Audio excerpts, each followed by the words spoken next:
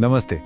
देखिए, गर्मियां आ चुकी हैं, पारा लगातार ऊपर जा रहा है और इसके साथ ही एक बहुत ही गंभीर सवाल खड़ा हो गया है और वो है भारत के अस्पतालों में आग से सुरक्षा का।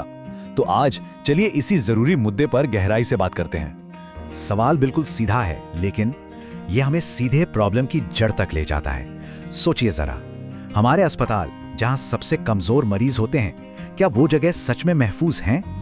और देखिए, ये कोई हवाई बात नहीं है, कोई काल्पनिक डर नहीं है, बल्कि सरकार की जो एडवाइजरी है वो खुद ये मानती है कि भाई जैसे जैसे गर्मी बढ़ेगी, अस्पतालों में आग का खतरा भी बढ़ेगा, खासकर तब जब एयर कंडीशनर फुल कैपेसिटी पर चल रहे होते हैं। तो चलिए इस पूरे मामले को ठीक से समझते हैं। तो सबसे पहले हम ये समझने की कोशिश करेंगे कि ये खतरा असल में है कितना बड़ा और क्यों इससे निपटने के लिए फौरन एक्शन लेना इतना जरूरी हो गया है। देखिए, ये कोई मामूली वार्निंग नहीं है। जब देश की दो सबसे बड़ी एजेंसियां, एक हेल्थ मिनिस्ट्री और दूसरी नेशनल डिजास्टर मैनेजमेंट अथॉरिटी यानी NDMA, एक साथ आकर कोई बात कहें तो समझ जाइए कि मामला कितना सीरियस है और इन्होंने मिलकर सभी राज्यों को एक साफ साफ निर्देश भेजा है। तो सवाल यह है कि इन अधिकारियों ने आखिर कहा क्या है करने को। चलिए अब जरा उन ऑफिशियल डॉक्यूमेंट्स पर नजर डालते हैं जो इस पूरे सेफ्टी ड्राइव की नींव हैं। ये रहा वो ऑफिशियल जॉइंट एडवाइजरी जो 23 मार्च 2024 को जारी की गई थी।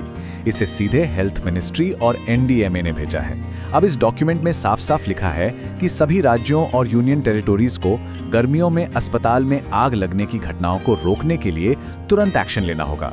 मतलब अर्जेंसी कितनी है ये यहीं से पता चलता है। लेकिन बात यहीं पर खत्म नहीं हुई। ठीक 4 दिन बाद यानी 27 मार्च को national accreditation board for hospitals, जिसे हम NABH कहते हैं, उसने भी एक कदम उठाया। उन्होंने अपने सभी एक्रेडिटेड अस्पतालों को एक चिट्ठी भेजी जिसमें इस सरकारी एडवाइजरी को मानने की सख्ती पर जोर दिया गया। तो ये एक तरह की डबल लेयर स्ट्रैटेजी है। सरकार ने निर्देश दिया और एक्रेडिटेशन बॉडी उसे लागू करवा रही है। तो आखिर इन एडवाइजरीज में है क्या? असल में सरकार ने अस्पतालों को फॉलो करने के लिए 13 खास इंस्ट्रक्शंस दिए हैं। चलिए एक एक करके इन्हें समझते हैं। अच्छा, अब ये जो टेबल है ये काफी इंटरेस्टिंग है। ये सीधे NHBH के नियमों से ली गई हैं और इसमें टेक्निकल डिटेल्स दी गई हैं। मतलब अस्पताल कितना ऊंचा है, कितना बड़ा है, उसके हिसाब से कौन कौन से फायर सेफ्टी इक्विपमेंट जरूरी हैं। यहाँ R का मतलब है रिक्वायर्ड, यानी ये तो चाहिए ही चाहिए, और NR का मतलब है नॉट रिक्वायर्ड। साफ दिख रहा है कि जैसे जैसे बिल्डिंग का साइज बढ़ता है, नियम भी उतने ही कड़े होते जाते हैं।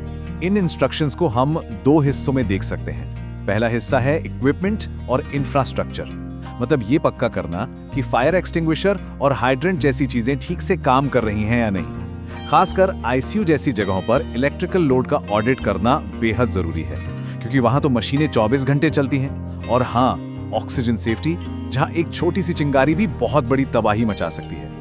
लेकिन सिर्फ अच्छे इक्विपमेंट लगा देने से काम नहीं चलता, है ना? दूसरा और उतना ही जरूरी हिस्सा है प्रोसेस और लोग।